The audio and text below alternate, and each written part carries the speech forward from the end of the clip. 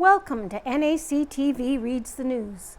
My name is Cathy McGrath, and I'm one of many volunteers that help create programming for our station. NACTV can be seen on MTS Channel 30 or 1030, Westman Cable Channel 17, Bell Satellite Channel 592, or online at nactv.tv. These programs are made possible by our volunteers, staff, advertisers, as well as donations made by you, the viewers. If you are enjoying your NACTV experience, please consider supporting us by either donation or volunteering. You can contact our office at 204-476-2639 or at nactv@wcgwave.ca. And today's issue of the Neepawa Banner and Press is for Friday, July 25th, 2025. And it was quite a weekend in Neepawa, simply amazing. The amazing race Neepawa gives local businesses a chance to shine. And pictured, Neepawa's downtown was a hot spot of activity on Saturday, July 19th, as people participated in Amazing Race Neepawa. The event saw over 100 participants tour around to a variety of the community's many local businesses, completing challenges along the way. By Joshua Jackson. Neepawa's downtown was alive with action and flooded with the sounds of laughter, healthy competition, and an eagerness to explore the community's business sector as the first ever Amazing Race Neepawa occurred. Belinda Critchlow, co-owner of Hidden Hollow and one of the event's organizers, said she got the idea to host the Amazing Race Neepawa after talking with some business owners in the community who wanted more activity downtown, especially during the era of online shopping.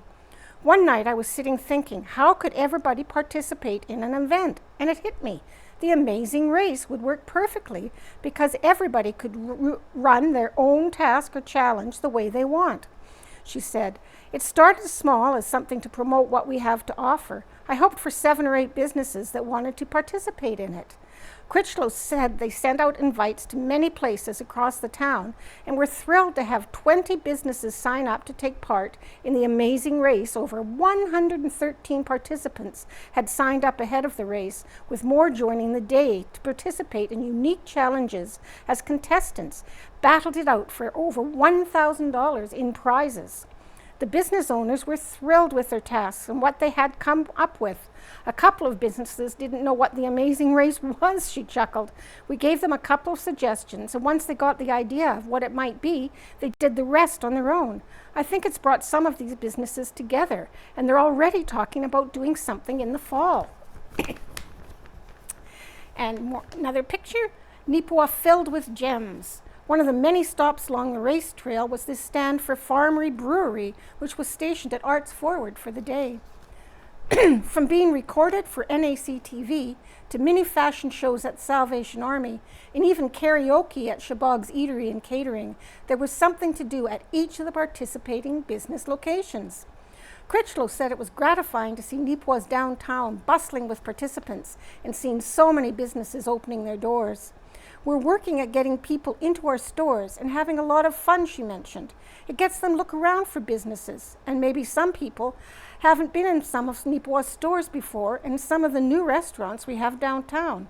I think this worked very well.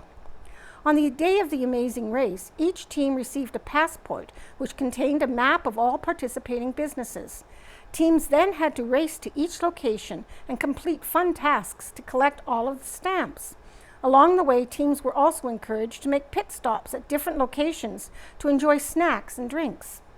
The Hidden Hollow co-owners said the feedback they received was phenomenal and stressed the importance of the town's businesses working together as one sector.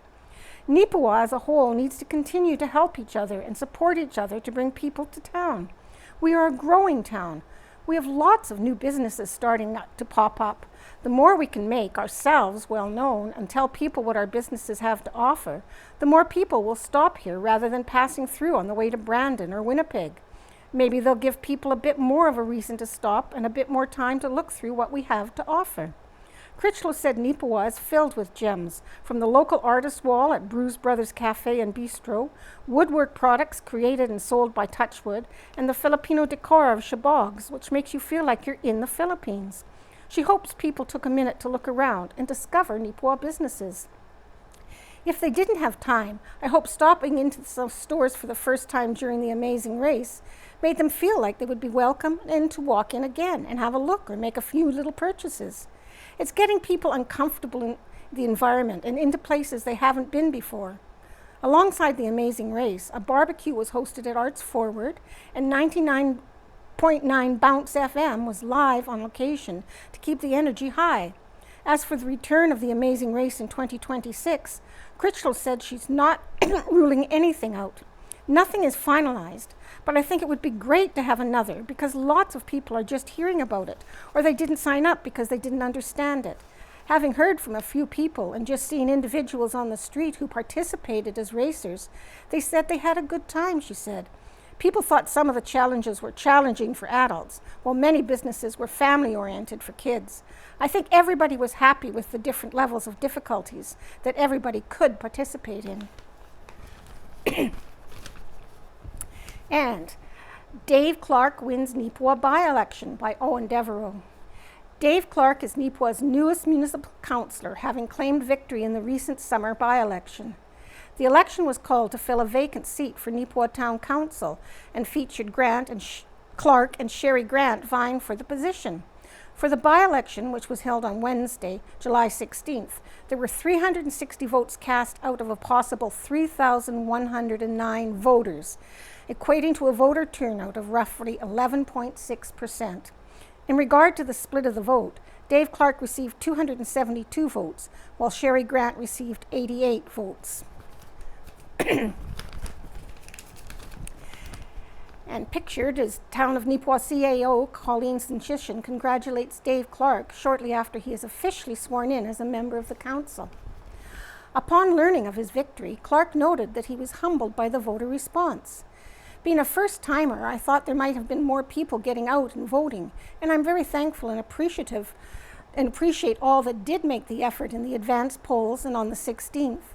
I really didn't know what to expect that day, to be honest. It was a little nerve-wracking because Sherry would have made an excellent councillor as well, so it could have gone either way. I appreciate her letting her name stand and forcing the voters to vote and not just getting the seat by acclamation, said Clark. I think the vote went my way this time because voters believe that I can work together with the current council, and I've been around long enough to address some of the issues that they feel is important to them. I'm going in with an open mind and no personal agenda. I just want what is best for the residents, try to make a difference. Clark added that he was excited to jump in and contribute for the next 16 months of the remaining term. The next scheduled municipal election will be in October of 2026. And moving along. The new Harris Pharmacy Owners Keep Things Local by Owen Devereaux, and pictured Heather Toderick on left has sold Harris Pharmacy in Neepawa to, from left to right, Sean Boyle, Jackie Pollock, and Kristen Tibbett. The ownership transfer will officially take effect on Friday, August 1st. A brand new chapter is ready to begin for Harris Pharmacy Limited, as new owners are taking over the business effective Friday, August 1st. But for all you regular customers, don't worry, because the Neepawa-based business is still in good and perhaps most importantly, local hands. A partnership comprised of Kristen Tibbett, Jackie Pollock, and Sean Boyle have purchased Harris Pharmacy from Heather Toderick. Financial details of the agreement have not been made public, though it can be confirmed that the agreement is for 100% ownership stake.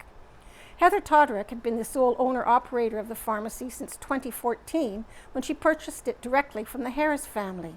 This well-regarded local business was started by the late Art Harris back in 1959.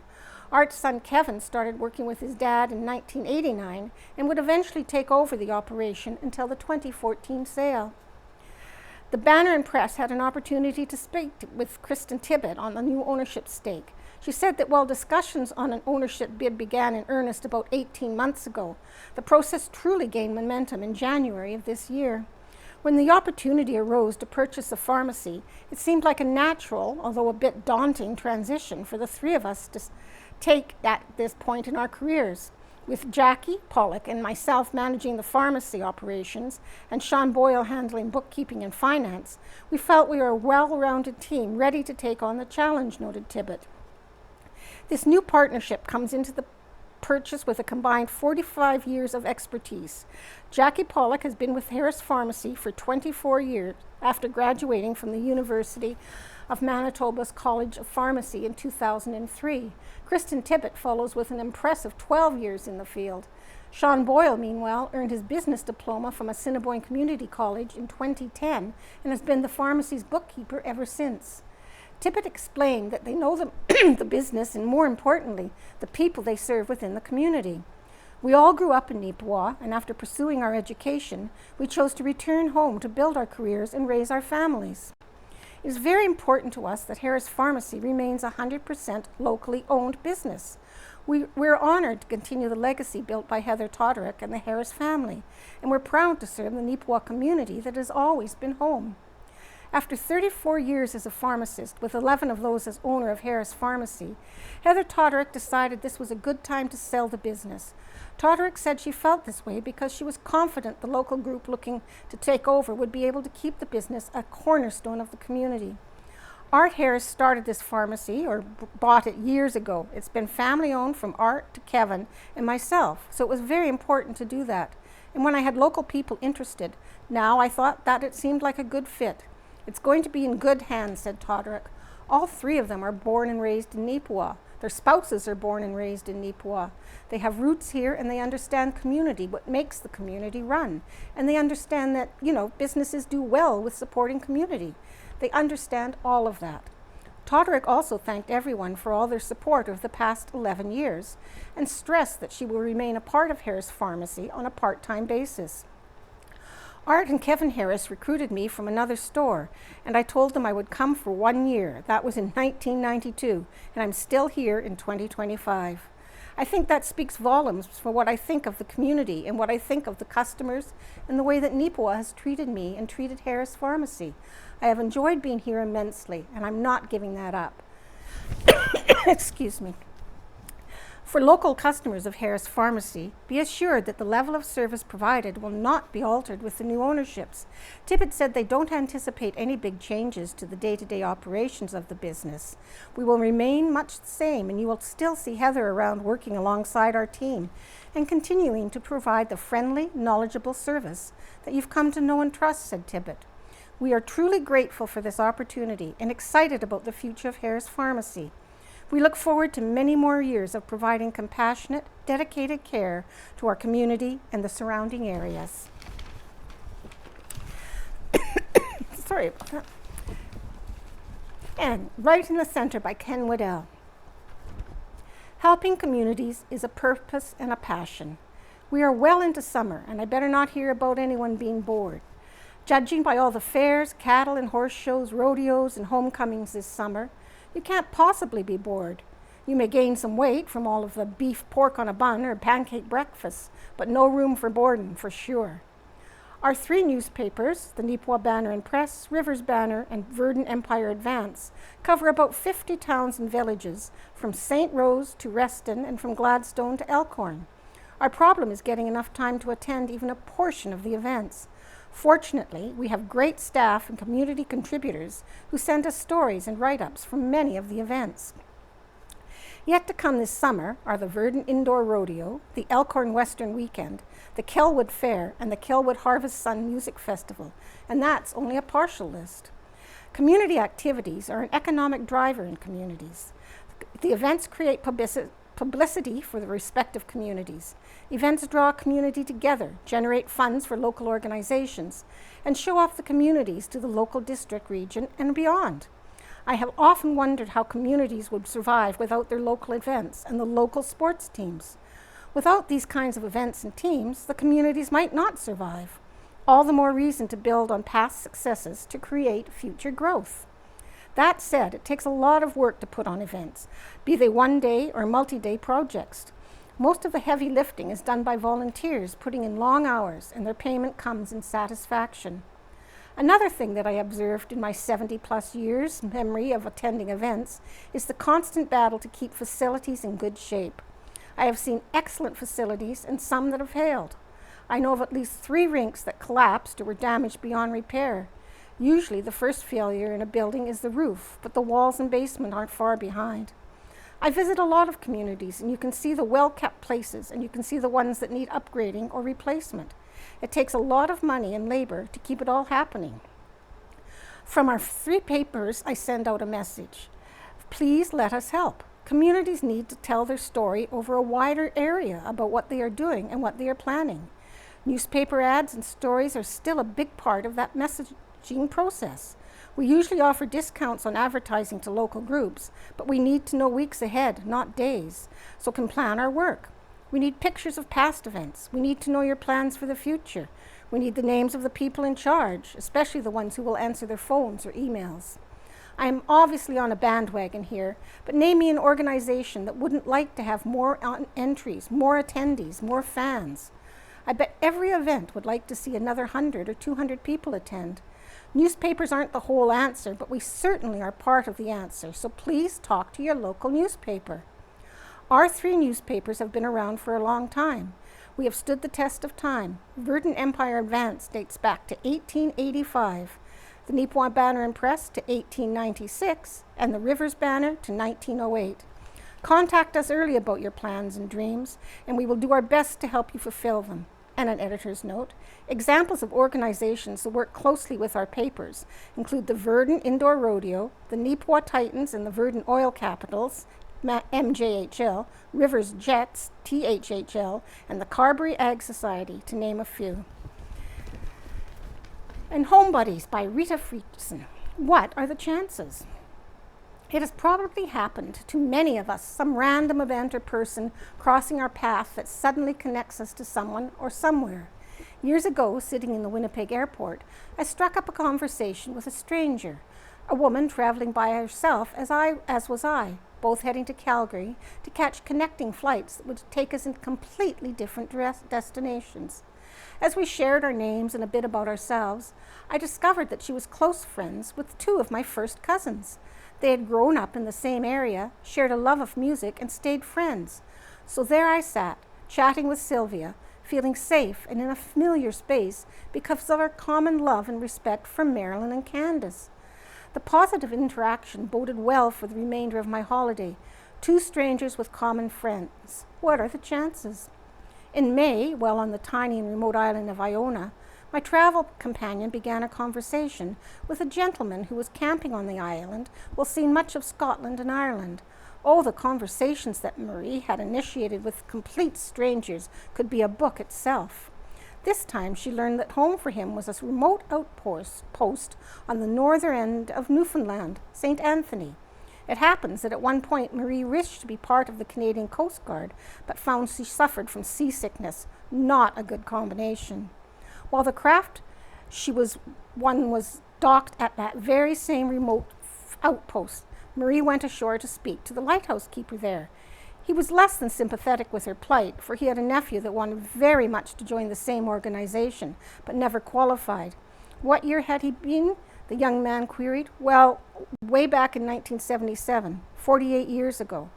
So it happens the lighthouse keeper was his grandfather. All these years later, more than 40, there Marie was, speaking to the keeper's grandson. What are the chances? My aunt and uncle were flying back to Jamaica and began speaking to another couple waiting for the same flight. It happened that the couple employed one of my aunt's nieces, and there in the airport called up Heather to talk to her Aunt Mill. Random people starting random conversations with close ties. What are the chances? The other day, one of my friends was leaving work.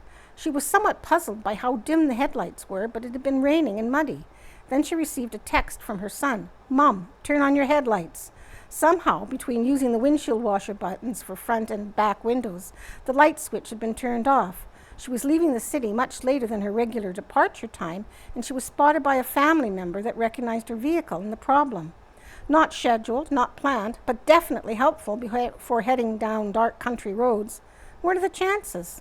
When we stop and think about it, the chances are pretty good. It's a small world and more people know more people. And Faithfully Yours by Neil Stroschein. Finding hope when hope seems lost. The words you are reading are the first words I wrote since my birthday. I began my new birth year with a blank page on my computer screen, a to-do list with 3 items on it, and a growing concern for the emotional and spiritual health of my fellow Canadians and the people of the United States. The past year has not been easy for many of us. I spent portions of the last 2 months following reports from reliable news sources and talking with people who are dealing with grief, stress, and fighting emotional battles that many of us will never have to face. Some stories broke my heart. Some made me angry. Others made me shake my head, wondering what or if government leaders were thinking when they made some of the radical decisions of the past few months. While each story is unique, they all share a common trait. 2 words from St. Paul's letters to the Ephesians, see Ephesians 2:12, summarize how these people might describe their current emotional state. Those words are, without hope. Having gone through difficult times myself, I know how easily people's emotional health can decline to a point where they have lost all hope that conditions in their lives will ever improve. I also know how hard it can be to get that hope back, but it can be done. One of ancient Israel's worship leaders must have struggled with that similar feeling, but he was not about to let them control how he thought, spoke, and lived. Here's his response to his emotional state. "Why are you cast down, O my soul? Why are you disquieted in me? Hope in God, for I shall praise him, my help and my God." Psalm 42:5-6. Whenever we start to lose hope, it is a sign that we are putting our trust in people who, sooner or later, will prove to be unworthy of the trust that we have placed in them. They will disappoint us. They will violate our trust, and in some cases, their policies will make things worse instead of better. In their zeal to help one group of people, they alienate others. Instead of bringing peace and prosperity, their actions bring poverty and pain, leaving many in their world without hope. Such is the world in which we live. But here is the good news. As I wrote this week, God has not abandoned us to our own ways and means. God is here. God's Spirit is among us. God is ready to help all who call on him and who seek his help. He is able to help us find hope when hope seems lost. He asks us to put our trust in him. He will never abandon those who believe in him. My goal for the rest of my life is to share a simple message with the people I meet. There is a God in heaven who works miracles, and because he lives, there is a hope for us, for our families, our communities, our country and world. That will be a recurring theme in the sermons I preach and in the columns I submit for you to read. I hope you will join me in sharing this message. Our efforts may not ignite waves of hope across our country, but if we can help ease the despair and give some hope to those around us, we will help create an oasis of hope in our community that will draw people to God, who is the source of all hope.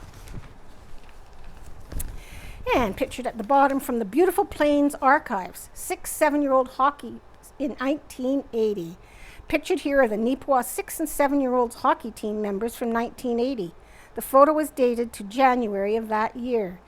The individuals pictured, starting in the back row from left to right, are Darren Gibson, Mark Colasar, Kelly Glenn, Stephen Carver, Royce Hollier, Kenny Pearson, and Danny McCutcheon. Front row, Darren Harding, Scott Byram, Darren Fisher, Curtis Karuk, Reagan Delaloy, and Kevin McGilvery. And the coaches are Dan Karuk on the left and Bob Delaloy on the right. And we have a letter to the editor. Another bureaucratic mess that we pay for.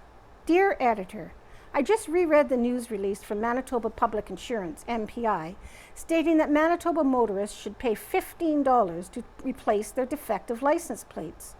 I do not recall seeing any vehicles from any province or state or in Canada or in the United States that have peeling license plates. Therefore, MBI should be going after the plate manufacturer if their manufacturing is substandard to what MPI has requested. And if MPI has requested substandard plates, then MPI should replace them for free and then change their specifications. Just another bureaucratic mess we all have to put up with. From Dan Kinley of Gladstone. And we have some thumbs ups and thumbs down. Thumbs down to the town of Neepawa. Try walking Mill Street from Brown Avenue to Red Apple without twisting an ankle in a hole, slipping on a pile of rocks. Now try doing this as someone who lives in Kinsman Courts. People can enjoy the flats and some can't safely get to their car. It has been like this for years, with no attention paid to it. This is from Ashley Wilson, a sister of a KK resident from Brandon. And a thumbs up to the organizers and volunteers for the craft sale this past Saturday at Riverbend, from Jim Harris. And a thumbs up to KK2 and Dana Menzies for the use of the facility and for looking after us and facilitating the Celebration of Life event. Also a thank you to the tenants for the use of their space. Tony and Beverly Magalis of Bruce Grove, Alberta. And a thumbs up to Dana Menzies and the residents of Kinsman Courts for helping us make our mom and dad's Celebration of Life a huge success that it was, from Lorraine Stewart of Winnipeg. And let's keep going. And out of Helen's Kitchen, food safety, part 3. Whether you're storing your meat in the refrigerator or a cooler, always remember to keep food out of the temperature danger zone of 40 degrees Fahrenheit to 140 degrees Fahrenheit. That's 4 degrees Celsius to 60 degrees Celsius. Bacteria such as Salmonella and E. coli can grow rapidly in this temperature range. Foods left in this range for as little as 2 hours can become dangerous and unsafe to eat. We've all been inclined to leaving leftover food on the table a little too long after finishing a meal. After eating, put food away in the refrigerator, then continue your visiting. When cooling foods, do not leave them out on the counter for a long time. Spoilage occurs when food takes too long to cool. While you may have been told to let your food cool down before placing it in the fridge, that's a myth that actually aids in foods being directly in the danger zone. Transfer the food to small containers and place the containers half open in the refrigerator. Once the food is chilled, close the containers. For larger amounts of food, place larger containers of food into ice water sink bath for quick and safe cooling. Stir the contents frequently to disperse the heat, then put in the containers in the refrigerator. I do this for many things, including large pots of soup to be used during the week or frozen. You can also spread hot food on cookie sheets for a quicker cool. It is important to keep cold food cold and hot food hot, so that your food never reaches the temperature danger zone. Discard any food left out for more than 2 hours in hot weather. When in doubt, throw it out. People are always afraid of the mayo in a potato salad, but surprisingly, the cooked potatoes are usually the culprit, as they have more potential to become hazardous than the mayo does. The mayonnaise contains acid, which limits bacterial growth. When potatoes are cooked, they are moist and starchy, which provide a perfect environment for bacteria to grow if left in the danger zone. When making potato salad, quick cool your potatoes right after your meal. Don't place a baked potato in the refrigerator with the aluminum foil still on it. The foil keeps the potato in the danger zone for a much longer time. The foil can also create a low oxygen environment where the botulism bacteria may have the potential to grow. Not only are potatoes considered to be a time temperature control for safety, food as well as beans, corn, cooked grains such as rice and some vegetables can also become dangerous if not handled properly. Cooked rice, when left at room temperature for extended periods, can support the growth of Bacillus cereus, a bacterium that produces toxins causing vomiting and diarrhea. It's always best to err on the side of caution and refrigerate cooked rice as soon as possible. Worshipping the porcelain goddess is not a pleasant situation, and the solution is so simple. Just do not leave your foods out in the danger zone. And next week, the rest of the story, and she's included a recipe for a Moroccan lentil and carrot salad. And a donation nets new equipment for the Neepawa Hospital by Casper Waring, and pictured Christina Woodcock, Manager of Health Services, Neepawa Center, Dr. Nichelle Desailly, and Sarah Fast, BPCF Board President, as pictured during the recent surprise check presentation. The Neepawa Health Center was the recipient of a much welcome surprise recently. Last week, the Beautiful Plains Community Foundation got together with the representatives of the Neepawa Hospital's operating room team to present them with a donation of $68,878. This donation is a part of the Hospital Flow Through Fund, which BPCF Executive Director Melissa Grindham noted was made possible by an anonymous donor. The funds donated are for the purpose of purchasing a new piece of operating room equipment known as an ERBE, Electrical Surgical Unit. The Neepawa Hospital OR team is deeply grateful to the Beautiful Plains Community Foundation for their generous support in acquiring this new unit, said Dr. Nichelle Desailly. This advanced equipment features features updated technology that enhances precision during laparoscopic and endoscopic procedures. By adjusting energy delivery in real time, the device minimizes the risk of deep tissue burns, significantly improving patient safety. The acquisition of the equipment also complements the Neepawa Hospital's existing dedication to build up its endoscopy program and better serve those in need. Over the past decade, we've worked diligently to grow our endoscopy program, building a strong reputation for excellence and high-quality care, said Desailly. We're proud to now pair our team's expertise with leading-edge technology to better serve our patients and community.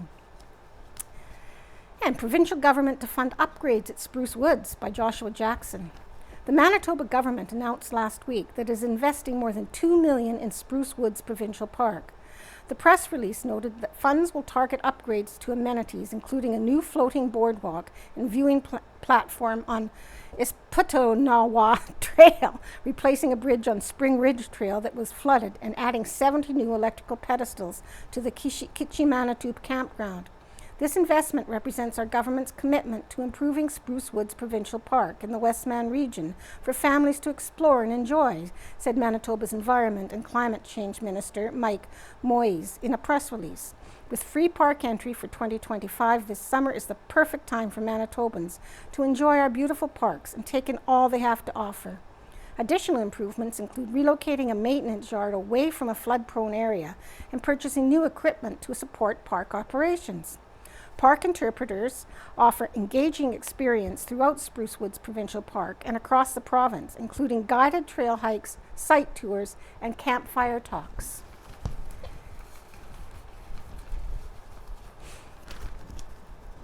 And 140 years of fun at the Minnedosa Ag Fair. And there's pictures at the top of the page. The Minnedosa Agricultural Society had its 140th fair and exhibition on Saturday, July 19th. The day featured a variety of displays of vegetable, herbs, fruits, flowers, baking, and more. Also available for viewing were an assortment of horse shows. These included miniatures, heavy horses, the Manitoba Champion 4-Horse Classic, and more. And there's a horse and buggy pictured, and a picture of a horse jumping, and a big wagon with, 8 horses, I think, pulling it. Pretty impressive. And the Kelwood Fair will be held on August 9th by Ken Waddell. Kelwood Ag Society spokesperson Alison Gilmore has informed the Neepawa Banner and Press that Kelwood Fair will be held Saturday, August 9th. The Kelwood Fire Department will be hosting the concession at the new rink with a breakfast starting at 7 a.m. The horse show begins at 9 a.m. and the display buildings will be open at 10 a.m. The annual fair parade will start at 11 a.m. at the rink. There will be a pie baking contest with a pie auction to follow the parade, but pies need to be dropped off by 5 p.m. the day before at the drop-in center. The annual Andy Acoin car show and silent auction will be held at the new rink as well. There will be a Cafe 37 fair supper and dance at the community hall starting at 5 p.m. The Legion will host Generation Gap, a beer garden, and evening entertainment at 9 p.m. And pictured is from last year's fair. Giddy up, it's almost time for the Kelwood Ag Fair. And this young rider, Maya Clark, was one of the many attendees at the 2024 Kelwood Fair. And Moments in Riding Mountain. It's a Saskatoon Moon by Ken Kingdon. That Saskatoon moon is calling me. Connie Calder's tune seems to be like an apt theme song for this year. And why is that? I can say with confidence that this is the best crop of wild Saskatoon berries that I can recall. And after more than 55 years of perusing berry bushes, this is saying a lot. Nearly every bush I have looked at is bearing fruit. Even small shrubs that stand no higher than my knee are loaded. According to reports from others, this berry bonanza appears to be widespread throughout southern Manitoba. And with relatively few mosquitoes buzzing about, the woodtick season nearly wrapped up, and moderate temperatures, the life of the picker is pretty darn good. The clusters are amazing, with some of the fruit hanging like bunches of grapes, making for a quick job of filling your pail. And while in a normal year many of the berries are small, this year's wild fruit are among the plumpest I have ever seen, on par with the best of commercial U-pick berry producers. Having the proper tools for picking is important. I favor a 3-liter pail with a stout handle and a quality leather belt to hang it from. This leaves my 2 hands free to pick, occasionally picking with both hands concurrently. More often than not, though, I use one hand to hold the branch while the other strips the fruit. And while Ray and I have been indulging in many picking expeditions, I haven't seen many people picking wild berries this season. And when I write not many people, I actually mean no one. Perhaps this is due to folks being out of practice. According to my notes, the last good Saskatoon year was 2013, 12 years ago. As a result, the knowledge of where the local patches are located or when to start looking for the ripening berries could have been lost. Or could it actually be that Saskatoons are an acquired taste, one that younger generations have rarely been exposed to? And although my father will likely be spinning in his grave as I write this, Saskatoons can sometimes be, well, they can be mealy, seedy, and tasteless. Don't get me wrong, a Saskatoon berry, well-watered and sun-ripened to perfection, can be sublime. But oftentimes they can also leave something to be desired. Being born and raised on the prairies, I don't think there are too many alternatives to fill my berry-picking urges. Blueberries are non-existent, choke cherries are sour, and raspberries prickly and inconsistent. The only other alternative wild fruit are strawberries, and they are so small and hard to find, picking enough to eat is like finding a unicorn. The other mystery about this year's berry abundance is trying to figure out what makes a successful berry year. Having no late frosts helps, obviously, and perhaps just the right amount of moisture in the soil. Ian Thorlefson of Onanol predicted a good Saskatoon year back in May when the flowering period coincided with calm winds and no heavy precipitation. Saskatoon flowers are quite delicate and easily damaged by wind and rain. Surely there have been springs in the previous dozen years without ideal berry growing conditions. And what's up with this year? And while the Saskatoons are producing wildly and chokecherry bushes appear to be amply supplied with fruit too, the same cannot be said for all wild fruit.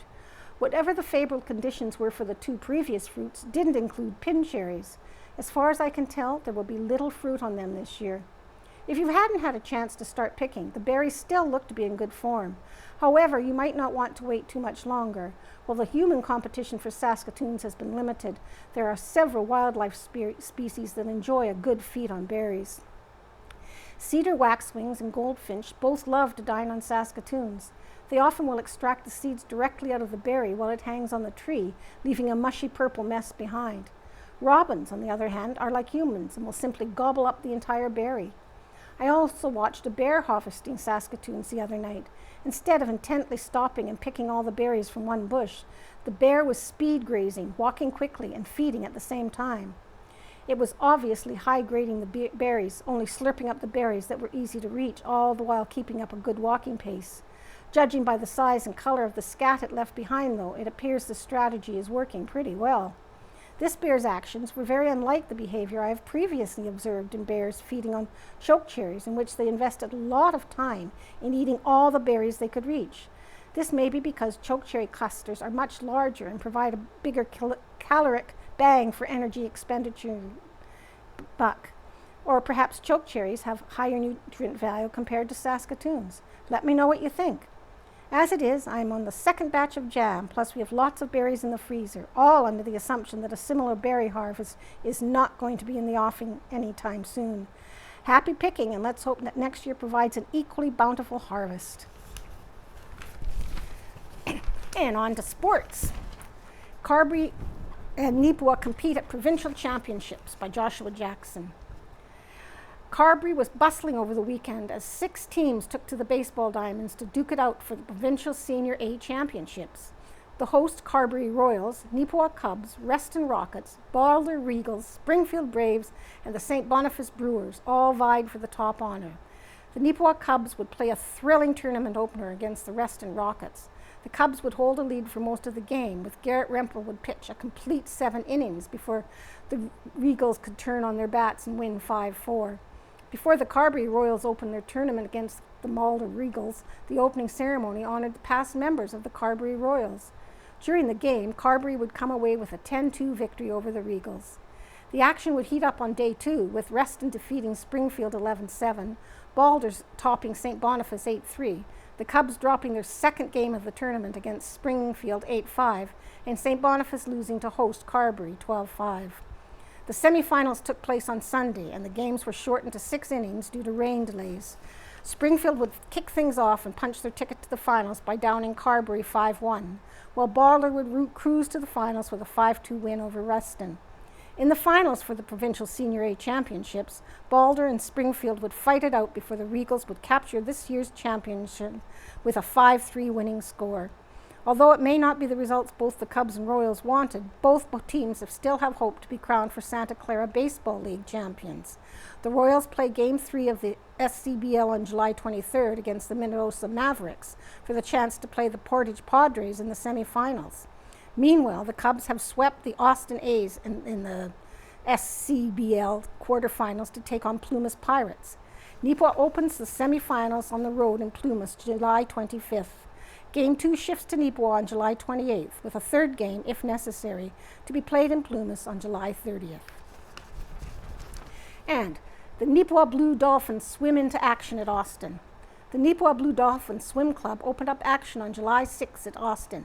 It was a nice day for the event and strong competition, with Winkler Barracudas fielding the largest team among the participating communities.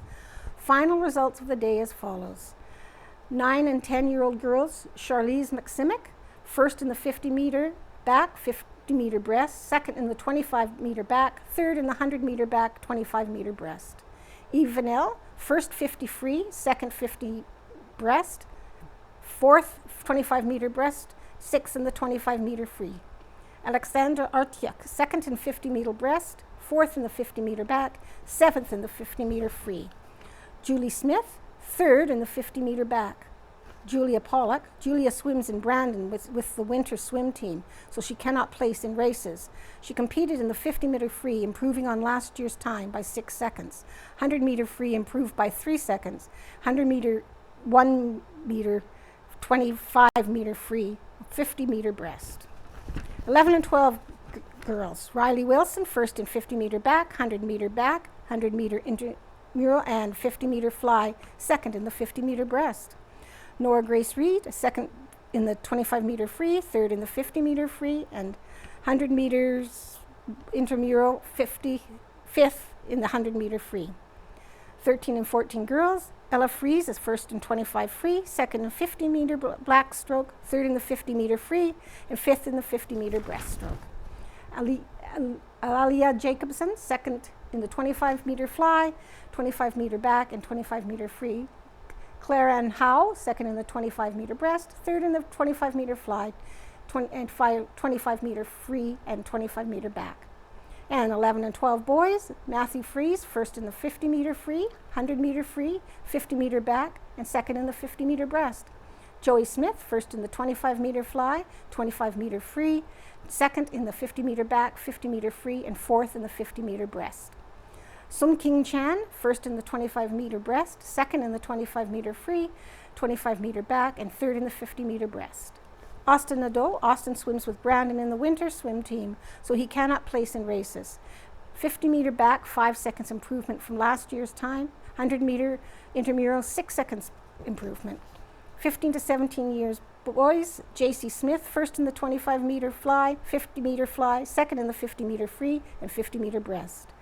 Next action was on Sunday, July 20th, when the Blue Dolphins journeyed to Swan River. If your children would like to come out and try practices, then please do. Practices are Monday, Wednesday, and Friday from 6 to 7 p.m. And the Titans sign one and complete trades by Joshua Jackson. The Neepawa Titans to continue to advance their off-season and prepare to take the ice for the 2025-2026 Manitoba Junior Hockey League season. The Titans made a series of moves over the last few weeks. First, trading away forward Taylon Lewis to the Weyburn Red Wings of the Saskatchewan Junior Hockey League in exchange for a player development fee. Lewis played 140 games for the Titans in the regular season last year, notching 10 goals and 14 assists. In the playoffs, Lewis would play 3 games, adding 1 goal. In a separate move, the Titans acquired Hamiota, Manitoba product Ty Kirk from the Sioux Lookout Bombers of the Superior International Junior Hockey League. Kirk has played 2 seasons with the Bombers, and last year the 05-born player totaled 28 points in 49 games with his former club. In a third transaction, the Neepawa Titans signed 19-year-old defenseman Connell Hill.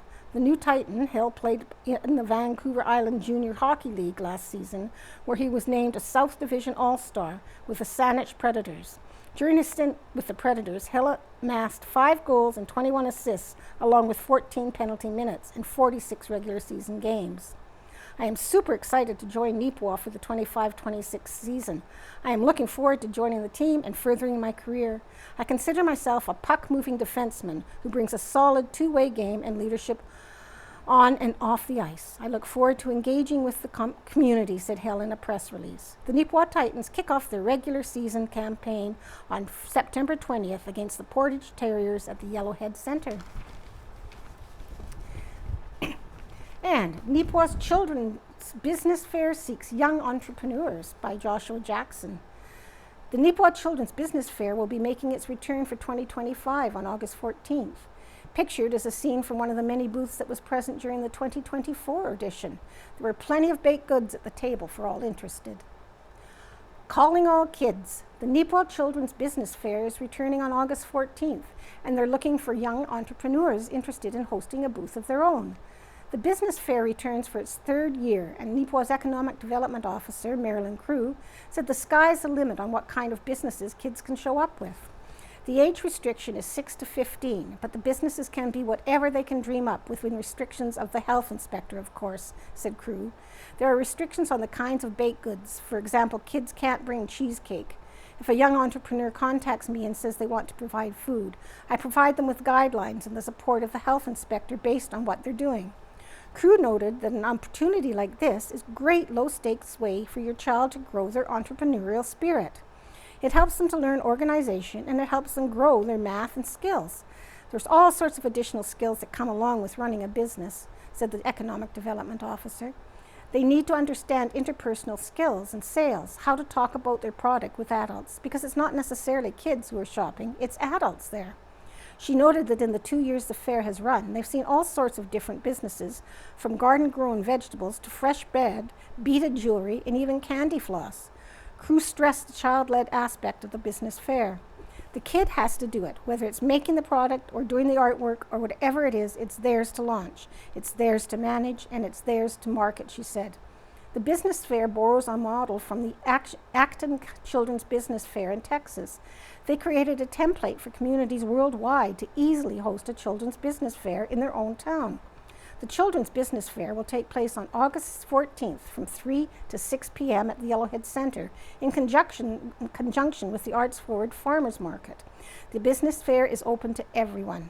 To sign your child up the Neepawa Children's Business Fair, visit https://www.childrensbusinessfair.org/Neepawa. And the 10B4H Club report. The 10B4H Club has had a good season. Part of their year's activities was a club's Achievement Day, as well as taking part in the Royal Manitoba Winter Fair. And this is by Avery Smith and Janelle Gilmore of the 10B4H Club. 10B4H Club has had an amazing year. Our club has grown this year. We have 17 members. Danica Potker, Piper Paramore, Charlie Carefoot, Kendra Ott, Leanne Ott, Avery Smith, Jessie Clark, Janelle Gilmore, Ryder Muir, Julia Ott, Maya Clark, Quinn Dunning, Timothy Clark, Paul Birch, Kimbry Gork, Harper Dunning, and Clary Muir. Wow, our club started the year off in October, where we got a couple of good riding days in. When the snow came, our club participated in several events. Our club decided that we would enter a table into the Glenella craft sale. Each member was to make baked goods or a craft to sell at our table, to fundraise for our Achievement Day and other activities we planned. Our next big event for our club was Club Communications on February 7th. Charlie, Danica, Piper, Avery, Kimbry, Ryder, Janelle, and Harper all went to attend zones in Rapid City. Area communications were next, and that took place in Hamiota. Danica and Janelle represented our club by winning first. Danica in the adult division and Janelle in the junior division. Both ladies got the opportunity to attend provincials in Winnipeg on April 26. Janelle placed first with her visual communication called Between the Pipes. Danica placed second with her visual called Seeking Success. The next big event for our club was attending the Royal Manitoba Winter Fair, where we took part in a 4-H parade. This is a fun event for our club. On April 10th, members from our club attended 4-H rally in Brandon, where you can learn 4-H ways, and gave members an opportunity to do hands-on activities. During the year, we had Tyler Todderup come to give us a demonstration on how to shoe a horse. Other things we learned this year were how to measure our horses and how to take their temperatures and general well-being of a horse. The last event for our club was Achievement Day, held on June 7th. To achieve to the next level, riders from level 1 to level 5 must do a pattern or multiple patterns on their horse. Each member practiced this during our riding days and on our own. Once you are above level 5, you have the opportunity to do a project. Kenda presented her project on rider fitness, and Ryder presented on how to start a barrel horse. It was an amazing day with everyone achieving on the next level. We ended the day with horse games and a barbecue potluck. And a Carberry man honored with Coronation Medal by Joshua Jackson. Carberry citizen Earl Barron was recognized with the King Charles III Coronation Medal by Riding Mountain MP Dan Mazer at the Carberry Fair. The citizen has been a longtime supporter of the community, spending 25 years on the board of managers for the former Knox Zion Presbyterian Church, 12 years on the Recreation Center board, among other organizations. For the past 10 years, Earl has planted 40 acres of canola in Fall Rye, with the proceeds donated to the Carberry Golf Course. From assisting in raising hundreds of thousands of dollars for new equipment for the Carberry Hospital and Care Home, to the Carberry Health Action Committee to retain health professionals in Carberry, Earl has worked hard to better the town of Carberry and is a champion fundraiser for his community. And I have a big thank you here from July 22nd, the first anniversary of my last chemo appointment. With gratitude to all who supported me on this journey, family, friends, and the excellent care of Dr. P. and the wonderful nurses in Neepawa Chemo Unit and those in the lab. Blessings on your work. And that is from Chris Waddell. And a weekend of crafts and fun in Neepawa. There was plenty of activity going on in Neepawa last weekend. The community was home to the Art Fest, formerly Raft, held at Arts Forward, the 2025 edition of Riverbend Makers Market, held at Riverbend, and the Amazing Race Neepawa, which was conducted throughout the town. A few of the activities enjoyed by visitors to Arts Forward included live painting projects, top left, and a barbecue tended to by the Neepawa Gladstone Co-op on the far right. Down to the Makers Market, face painting, top right, was available, and a plethora of different vendors were displaying their wares. These wares included sculptures, toys, scroll saw, art, music, cookies, and much more. And conservation officers seek info on slain bull elk. The Manitoba Conservation Officers Service is seeking information on the killing of a bull elk in the municipality of Glenella Landstone. A poster that started circulating on Friday, July 18th by the Manitoba Conservation Officers Association said that an incident occurred between July 14th and 15th, approximately 13 kilometers east of Riding Mountain on Road 102 North. Officers believe the elk carcass was loaded onto a portable sleigh and transported to a vehicle parked in the ditch on the north side of Road 102 North. Conservation officers also noted the remains of the elk were left on scene. Conservation officers noted this is an act of concern because the remains were situated approximately 20 meters from Road 102 North, and an initial investigation determined the elk died in the same location. Big game hunting is not allowed from a roadway or adjacent road allowance. Anyone with information is urged to contact the Conservation Officer Service District Office in Neepawa at 204-476-2076 or the Turn-In Poachers line at 1-800-782-0076. And let's go to Looking Back by Casper Warehan. 125 years ago, 1900. Dear Sir, we have read about the cruelty witnessed in the amphitheaters of ancient Rome, of the barbarity shown on the bull-baiting rings of Spain. But for fiendish cruelty and ungentlemanlike a sport, recommend me to the exhibition given in the agricultural grounds of Neepawa on the evening of Monday last. A professional man, a leading tradesman, and a prominent farmer, surrounded by their satellites, having secured a half-starved wolf, led it out to the slaughter. After half strangling the wolf, they let loose upon it with a score of mongrel dogs. wolf, even with all its disadvantages, could have made short work of these. The dogs, however, were assisted by a lot of other persons who, with clubs and feet, were prepared to smash all chance the poor wolf might have had. The details are too sickening to enter into. Is there such a thing as a Society for the Prevention of Cruelty to Animals? North End. Note the above entry was a letter to the editor of the Register. There was an additional letter from a Neepawa resident speaking against this particular activity. 100 years ago, 1925, Arden. The following girls are spending a few days at the girls' camp on the Union Road. Mary McConnell, Vera Young, Roberta Rutten, Maggie Eames, Waltrina Irwin, and Kate Patterson. A case of thievery is engaging some attention in town. It is said that one of the vendors of soft drinks has been relieved of about $50 worth of goods by a cooperative gang of boys ranging from 6 to 18 years of age. 7 gaily decorated automobiles conveying about 40 persons came to town from Mountain Road on Tuesday evening. Observers surmised that there was a wedding, but it was not so. They were taking leave of Reverend Father Rue, who was en route for Alberta via the Great West Express. The next morning, the people with whom he had been associated for over a year could not let him depart, as he arrived after the manner of a stranger. So they came to town with him and enjoyed a farewell banquet and social in the Farrell Hotel. Most of the company stopping over until departure of the train at 2:45 a.m. and some staying over until Wednesday afternoon. And 75 years ago, 1950, one of Neepawa's senior pioneers, R.D. Young, who marked his 88th birthday 2 weeks ago Monday, set in motion the machinery that will give Neepawa a new 4-room school and auditorium. The honor of turning the first sod rested with a man who, during his 58 years residence here, spent 41 of them as secretary-treasurer of the Neepawa School Board. Mrs. Catherine Steele Docking was guest of honor at a party last Thursday at the home of Mrs. W. Shore, where many of her friends gathered to extend congratulations on her 80th birthday anniversary. Mrs. Steele Docking was born Catherine Ware in Edinburgh on July 21st, 1870. She came as an infant to Canada with her parents, who settled in Ontario. In 1898, she married W. Steele, who farmed southwest of Neepawa. Mr. Steele died in 1912. Eden Seniors are the new champions of the Neepawa District League and will be the first club to have their name engraved on the handsome trophy donated by local business firms.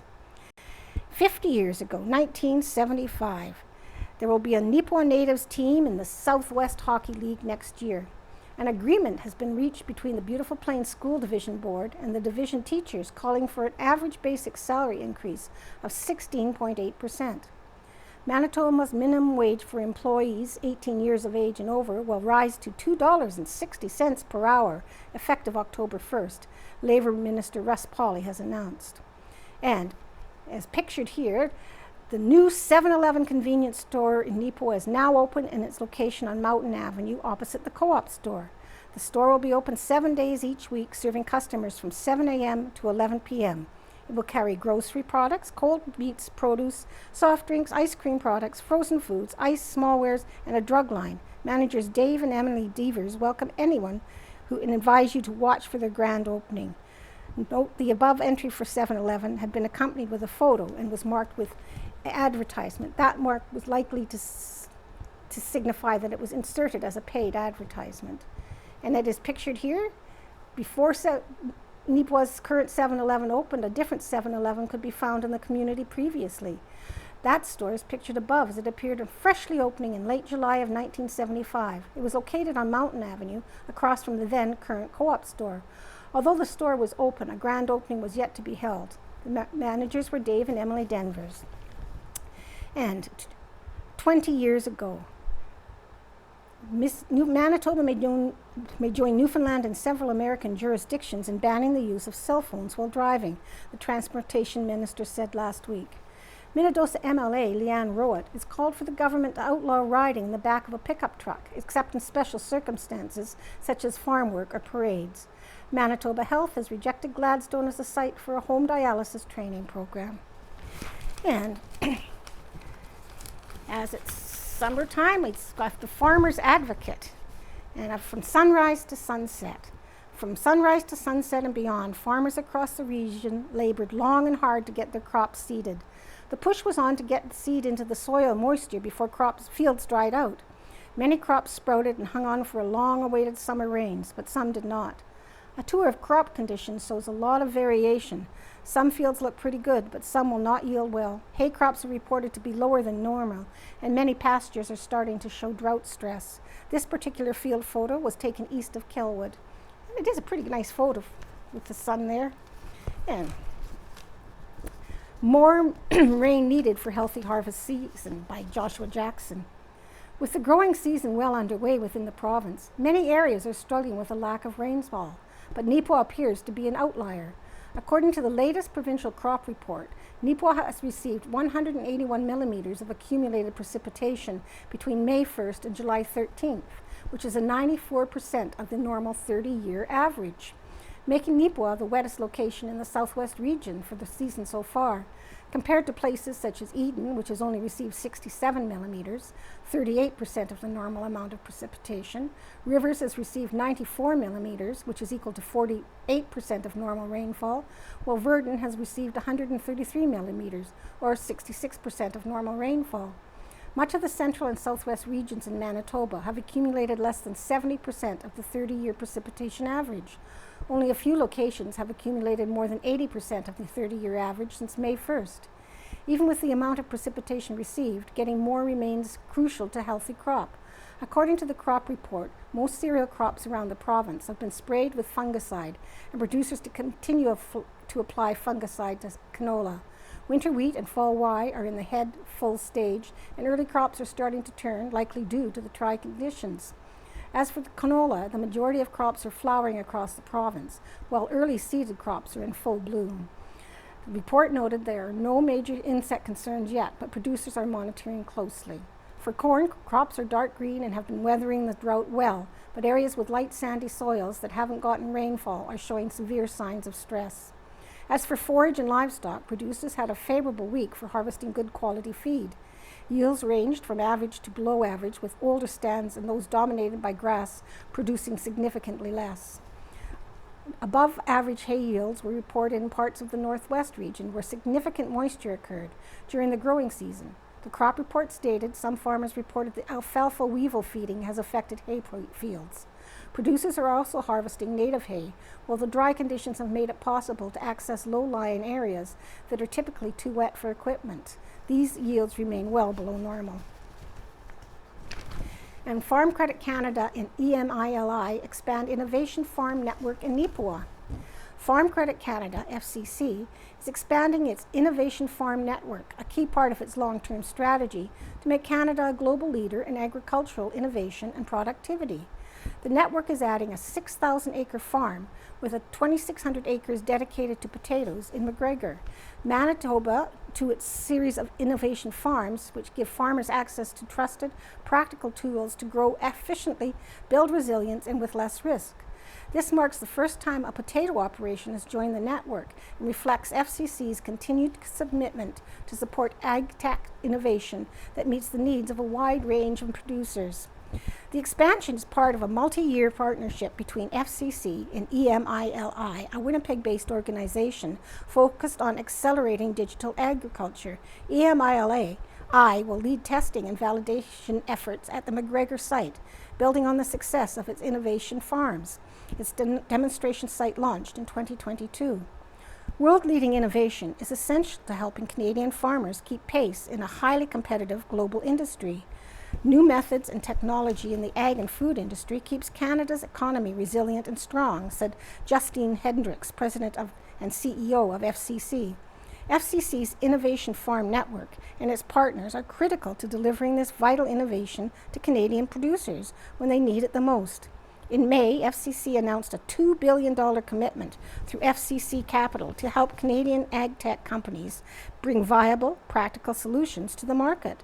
The Innovation Farm Network is a key part of that investment strategy, offering real-world test beds for startups while reducing the risk for farmers who want to adopt new tools. The EMILI Innovation Farms potato site, located at the JP Weed Limited operation in McGrath, produces a variety of russet potatoes used in food processing. It will test 5 new technologies for growing potatoes, related crop rotations, and irrigated crops. One of those is a sensor-based storage monitoring technology developed by Seller Insights, an FCC capital portfolio company. Other tools being trialed include field-scale monitoring systems such as Aggie3's Crop Sentry and Uco Agro's Foresight software, which help collect data on growing conditions. With the addition of this site, we can evaluate more technologies in more settings and see how they perform in prairie conditions and on different crops, said Jacqueline Keena, Managing Director of EMILI. We're grateful to FCC for their ongoing investments. Their multi-year commitment helps us reach more farmers and support more innovators to accelerate the adoption of on-farm technologies, ultimately making them more efficient. Potatoes are Canada's most valuable vegetable crop and the 5th largest primary agriculture crop overall. Canada ranks among the top 10 global exporters of table and seed potatoes. The potato sector is ripe for transformation through technology, particularly in areas like irrigation, water management, nutrient placement, and yield optimization. Expanding to more than 17,000 acres, the FCC Innovation Farm Network supports real-world testing of ag tech innovations across Canada. Through a mix of farm types and regions, the network mirrors the diversity of Canadian agriculture, helping build confidence in innovations to lower the risk to producers of adopting new operations and processes. FCC and EMILI will continue working together to align resources, connect innovators to testing environments, and expand the network's reach and impact. Through FCC's investment in innovation farms, we're ensuring that Canadian farmers have access to the tools and insights they need to thrive. And there is a picture here of a group of young calves and their mothers rest in the tall grass alongside a herb field east of Kelwood. And the little calves look so cute.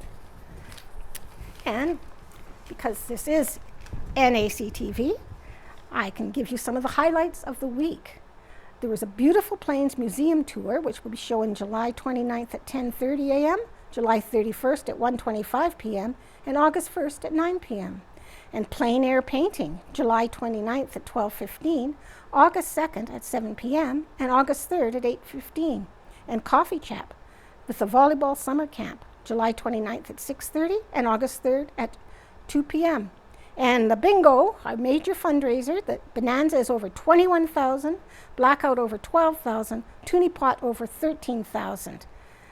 And if you want to advertise, community announcements on NACTV are only $2 per day, and it airs 2 to 3 times a day. And that concludes the reading of the Neepawa Banner and Press for Friday, July 25th, 2025. I hope you enjoyed it.